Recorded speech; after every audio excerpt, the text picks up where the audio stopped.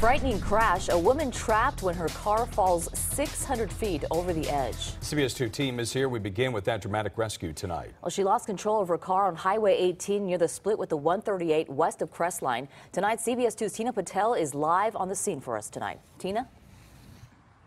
And you might be able to see some of the fog that rescuers were dealing with tonight. Now, firefighters don't believe that this woman is from the area because when she called 911, she didn't know exactly where she was. But they were able to get a general idea from her cell phone pinging, so they started searching the area. Eventually, they found a part of dirt that was on the side of the road. It looked like that's where a car might have gone over. And they did find her car over the side about 700 feet down. It was starting to get dark. As we said, there was a lot of fog, so it wasn't possible to get a helicopter in to do the rescue. The only option was for firefighters to climb down the mountainside. Now, it took a couple hours to get safely all the way down to her and then hoist her up. But they say considering what she went through, she was in remarkably good condition. I'm amazed. You don't have these positive outcomes like this when you launch over the side and end up 700 feet. So she's doing quite well. I don't know what her prognosis will be, but she has a little altered level of consciousness, some back pain, understandably. And she was taken to the hospital to be checked out. Now, CHP is still investigating to figure out what caused her to go over the edge. But they do want to remind drivers to always pay attention on the roads, especially if they're on narrow roads like there are up here in the mountains. We'll send it back to you. All right, Tina, thank you. Time's up for Harvey Weinstein. In just several hours, he's expected to surrender to New York City police and face serious charges. CBS 2's Crystal Cruz joins us now with the latest details and what we can expect from Weinstein's day in court, which is supposed to be tomorrow, right? Yeah, tomorrow, and you can bet all eyes will be on that courtroom. Everyone wants to know what's going on now. According to the New York Times, Weinstein will be charged with rape. The paper expects him to be arraigned tomorrow, make bail, wear a monitoring device, and give up his passport. And for many people, tomorrow is the day they've been waiting for. In 1997, I was raped by Harvey Weinstein. Just days after actress Asia Argento shared her story at Cannes, I was 21 years old. This festival was his hunting ground. Harvey Weinstein is now expected to turn himself into police in New York for reportedly sexually assaulting another actress in 2004. NYPD Chief of Detectives Dermot Shea. I'm not going to get into any details on the allegations beyond that there are several, and the in-depth nature of the investigation I'll stay away from at this point in time. I'm not going to give you an exact number, but it's more than one. We have several complaints and it's actively being investigated. Since last year, more than 80 women, including actress Rose McGowan, have accused the movie mogul of sexual assault or rape. Dana Harris with IndieWire. I think this is going to be fascinating because Harvey's the one that essentially started this. That's what started the movement. And we're now getting to a point where he could actually be indicted. Actress Asia Argento tweeted out a link to the Wall Street Journal's Weinstein story and one word, boom. People are going to be watching that because it's going to be seeing this is the cause and the effect. We're actually starting to see what the real effect is. And we checked with the Los Angeles County District Attorney tonight and was told by a spokesperson they're currently reviewing 5 Harvey Weinstein cases. I'm Crystal Cruz in the newsroom. Back to you guys. Well, as Crystal mentioned just there, Oscar-winning actor Morgan Freeman is now being accused of sexual misconduct.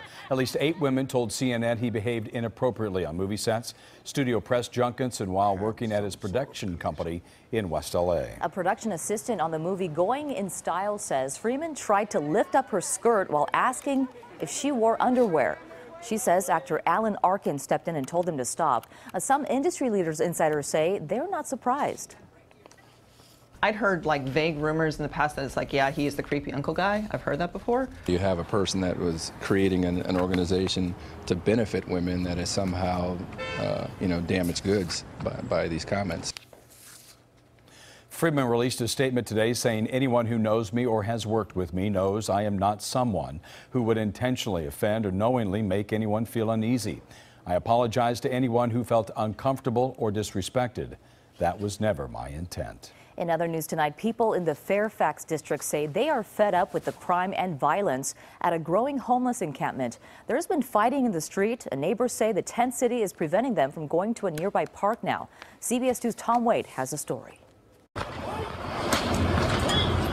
the top left of your screen, you'll see fists flying, a fight unfolding and spilling into the street at a homeless encampment along Poinsettia Park in the Fairfax district. Residents who live nearby say this scene is playing out far too often, and the encampment here is growing, making people feel unsafe in the neighborhood.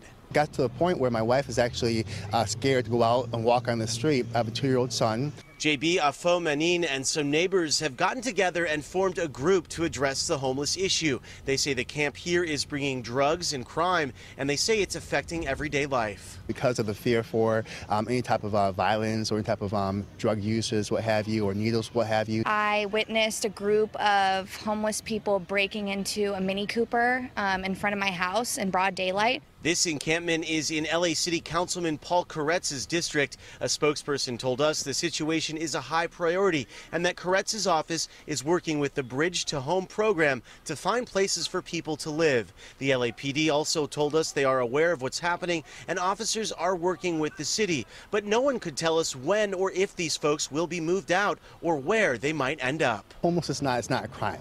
We're not blaming the victims here, but the fact is, though, the city has to get control of the situation. It's very frustrating. I pay so much rent to live here. My boyfriend and I work really hard to afford the place that we have, and I don't feel safe. Councilman Koretz's office also says another issue facing the homeless encampment here is that many of the folks there are transgender and they do not feel safe in some of the area shelters. Reporting from the Fairfax district, I'm Tom Waite, CBS 2 News. The summit is off. President Trump has canceled the highly anticipated nuclear talks with North Korea. But he's not ruling out a future meeting. CBS 2's political reporter Dave Bryan joins us now to explain what happened today. Yeah, now we're looking at some of the fallout from the cancellation of this summit, which everyone kind of expected for a while. Tonight, there is serious concern in the Korean Peninsula and the entire East Asian region that the cancellation of the summit could bring back the tension and fears associated with North Korea's nuclear program, as the planned summit now starts to look like just another moment of false hope. 3, 2, 1. Even as North Korea released new video of exploding tunnels and buildings at a North Korean nuclear test site as part of its pre-summit pledge to destroy the site, the June 12th summit between President Trump and North Korean leader Kim Jong-un blew up as well. I believe that this is a tremendous setback for North Korea and indeed a setback for the world. After canceling the summit, President Trump revived tough military rhetoric he believes led North Korea to consider giving up its nuclear weapons. Our military, which is by far the most powerful anywhere in the world, that has been greatly enhanced recently, as you all know, is ready if necessary. But Mr. Trump did not rule out future talks. The president wrote in a letter to dictator Kim Jong-un that the North's, quote, tremendous anger and open hostility scuttled the summit, a reference to a statement from North Korea last night calling Vice President Pence a political dummy and warning of nuclear conflict. The president added, "You talk about your nuclear capabilities, but ours are so massive and powerful that I pray to God they will never be used." It's unusual that the president would use threats of nuclear weapons in a communication with a foreign counterpart. Now, Mr. Trump did end his letter by writing, "If Kim changes course, please do not hesitate to call me or write." But the New York Times reports tonight that White House aides believe it's extremely unlikely there would be any new summit plan anytime soon. Susie, back to you. All right, thank you, Dave. President Trump has granted a posthumous pardon to boxing's first black heavyweight champion. About 100 years ago, Jack Johnson was found guilty of violating the Mann Act, banning him from traveling with his white girlfriend. Well, President Trump was joined by boxing champs Deontay Wilder and Lennox Lewis and Rocky star Sylvester Stallone in an Oval Office ceremony. Stallone and Johnson's family have been working for years to clear the boxer's name. We all knew as his family that him being in prison was racially motivated. It's just at the time, with limited resources and education, my family was really powerless to do anything, including him. He was rich, and he could not stop the persecution leveled against him.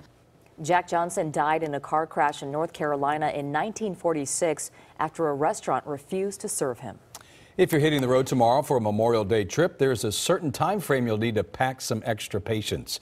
AAA says tomorrow afternoon between 3:30 and 5:30 will be the busiest, with trips taking nearly twice as long as usual. Overall, this is expected to be the busiest Memorial Day weekend in more than 10 years. So with that in mind, let's take a live look here at LAX. AAA predicts air travel will also be up by nearly 7% over last year. Well, the battle of the sexes over navigation. Yeah, a new study finds out who is really better at directions, men or women. That's ahead. Plus this. Don't hit her, don't hit her, don't hit her, don't hit her! Dashcam video captures the moments when an officer drives right into a pursuit suspect. Plus, after a long ordeal, the remains of a local veteran are finally brought home just ahead of Memorial Day. Hi, everybody. I'm Garth Kemp. Coming up, we'll talk about some May gray and, of course, Memorial Day weekend. It's all here. Unofficial start of summertime. The weather coming up next. And here's a look at the guest tonight, a Late Show with Stephen Colbert.